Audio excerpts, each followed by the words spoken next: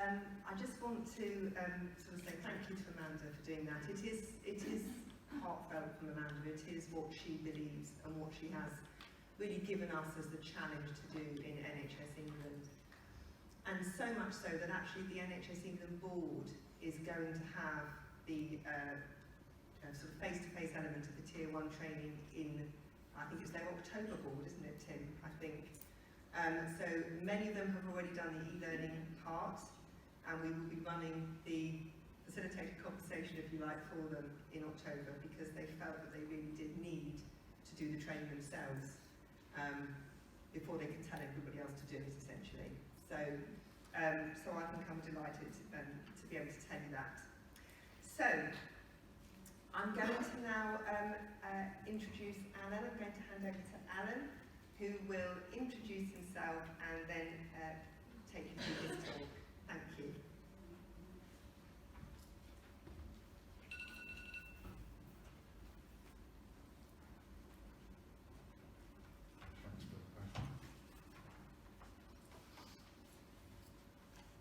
Hello everybody, and thank you all for coming.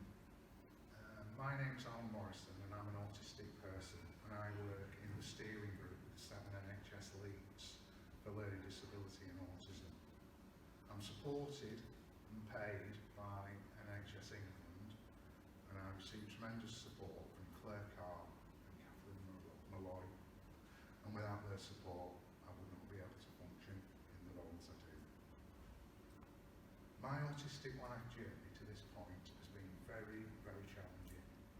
Very often I've found myself in a position where it's unhealthy to accept an action or a decision, but it's also unhealthy to fight a battle alone that I cannot win. I want to make a difference, and it's not just for myself, but I wasn't sure how to do it. I made some comments on social media and received some positive feedback from autistic people who encouraged me to continue. I did some interviews and I did a podcast. One day in 2019, I took a call from a very nice man called Jim from an organisation called Skills for Care.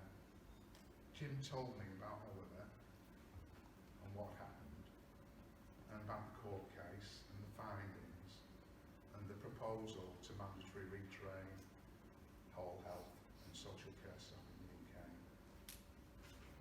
My feeling was that this had potential to be very, very significant if, one, it was delivered and informed by people with lived experience, and two, if the NHS embrace it.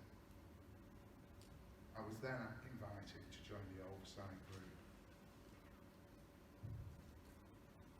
The oversight group consisted of 2 other experienced autistic advocates as well as myself, and representatives of lived experience of learning disability.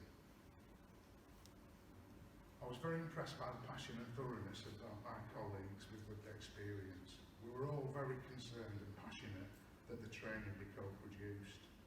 We asked the evaluators, NDTI, and the trainers to explain their methodology, and autistic people and people with a learning disability attended our meetings and provided detailed answers to all our questions. I was very impressed by NDTI and how they work and present. I was very happy with the results of their evaluation. The evaluation found that the training, as I had anticipated, was found to be far more effective if it was delivered and produced by people with lived experience. This was clear, crystal clear. Autistic people will not accept training delivered or produced by non-autistic people. Having people speak and decide for us is part of the trauma of being autistic. Too many autistic people die too early, and health outcomes for autistic people can be better. The statistics are quite clear and stark. So, I'm absolutely delighted to be here today to help celebrate the launch of the Oliver McGowan Mandatory Training Trials in Learning Disability and Autism. This programme is the best resourced, best researched mandatory training I have ever received. The training is co-produced and delivered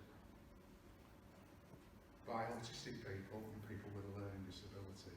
This means all the training represents real life experience and has an authenticity that cannot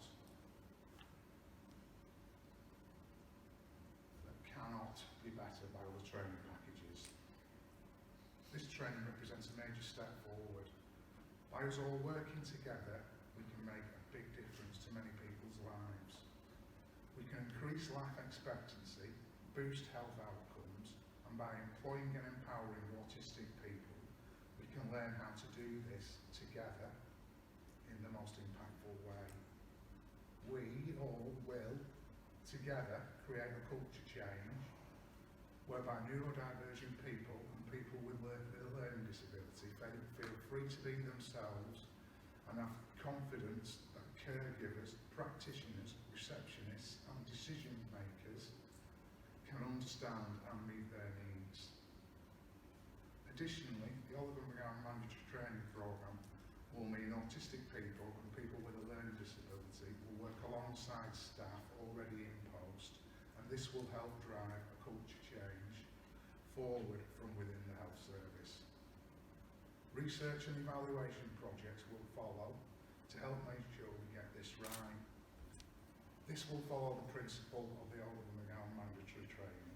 Nothing about us without us.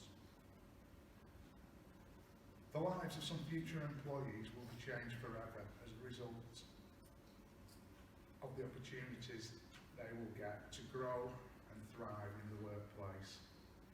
Carers will be released from caring responsibilities, lives will be saved, and we will have a better health service. That's for all of it. Few of them.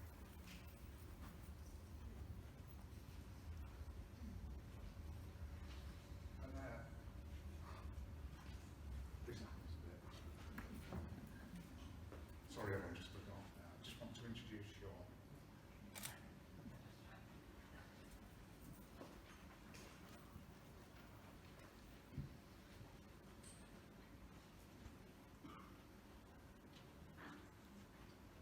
Hello everyone. My name's Sean and I'm an expert with lived experience, and I'm proud to have been involved with the development and sharing of Oliver's training. And I'm also a Tier 1 and I'm going to be a Tier 2 trainer as well. And I'm really excited to be given the opportunity to do that. And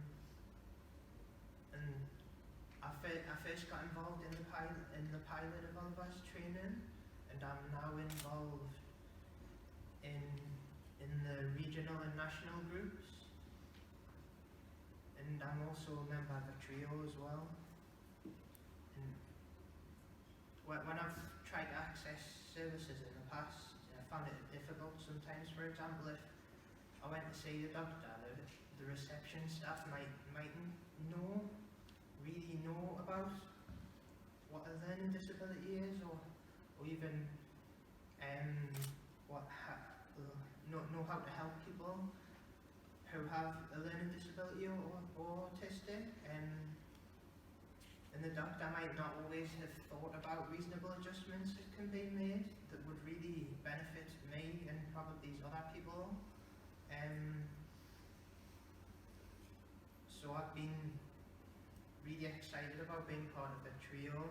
As training NHS staff with Oliver's training could really change my life and change other people's lives as well and make their lives a lot better. And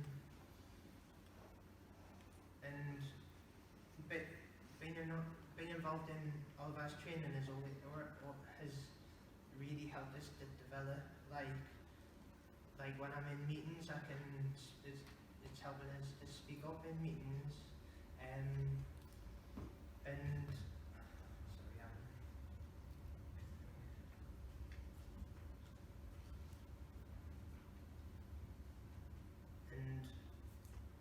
I've also been involved in the strategic oversight group as well, and that's helped us to step.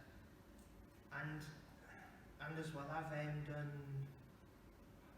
had the chance to run the group as well, which I found that really helped us with facilitating the group,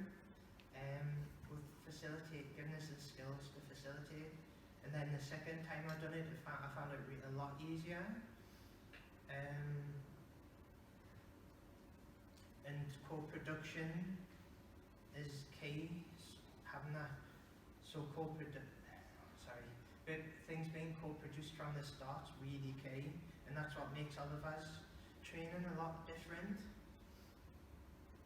and a lot better than other training.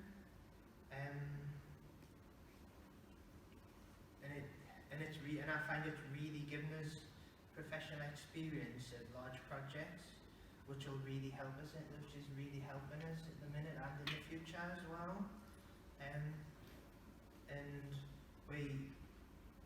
we all want to improve people's lives, and that's why we're here. And Oliver's training, I think, can really help that. And it's really all about changing hearts and minds. Thank you.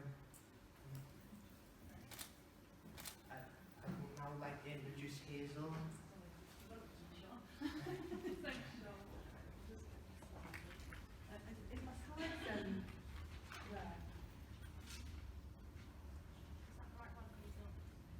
Oh yeah, hi everybody, I'm Hazel. I'm an autistic emergency department nurse, and I'm a carer for my autistic son.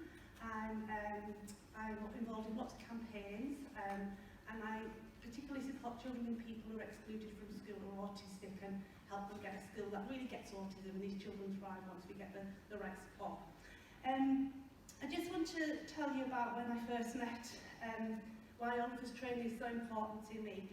And I first met Paula in 2018 when she came to launch our Stomp Healthcare Pledge in Newcastle, and I remember her standing on that stage, you know, telling us how inspiring Oliver was, and how kind he was to people, and that really stuck with me, because it's not just Oliver that's kind, it's Tom and Oliver.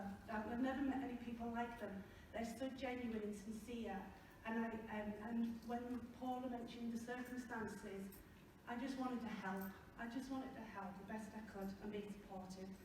And I've just watched how Paul has literally taken the system and given it a really good shape. And out came that with some really good positive care going on across the country. But it also showed me the opposite. And actually experiencing it myself and my own son, you kind of think, you know, this has got to stop. So all of this training is going to be huge, making this change in culture. And next slide, please.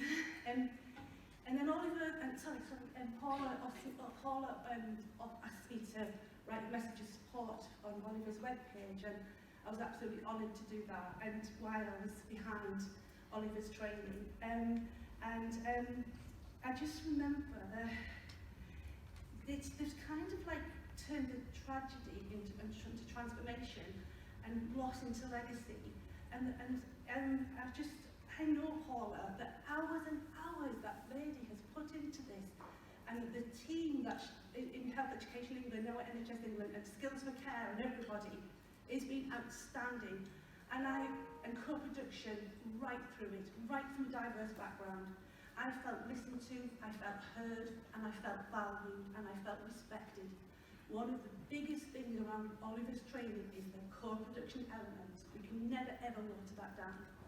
Next slide, please. And I think Oliver's training is relevant to my practice as an A&E nurse, but also to other people in the workforce as well. It's also relevant to people, my friends who work in Marks and Spencer's.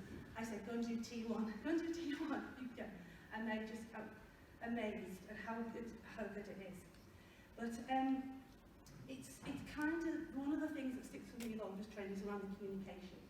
We often we have to make it accessible as way as possible, and we have to understand what the person with a learning disability or the autistic person is trying to say. And the biggest communication problem I find is we do not listen to understand, we listen to reply. And as soon as you've done that, the person feels not listened to, not felt valued, not felt heard, and you'll get an escalation of conflict and people getting very distressed, we haven't made reasonable adjustments, and that is what we need to do better.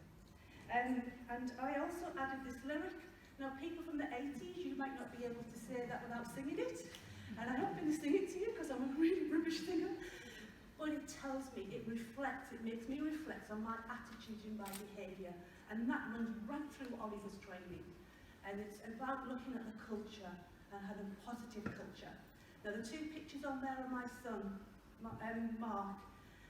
And if Oliver's training, if this training had been available 15 years ago, my son would not have, he would not have been subjected, sorry to bring it down a little bit, but sent 200 miles away to a private accessory treatment unit, restrained, and he was given medication that ended up in a coma, and I nearly lost him.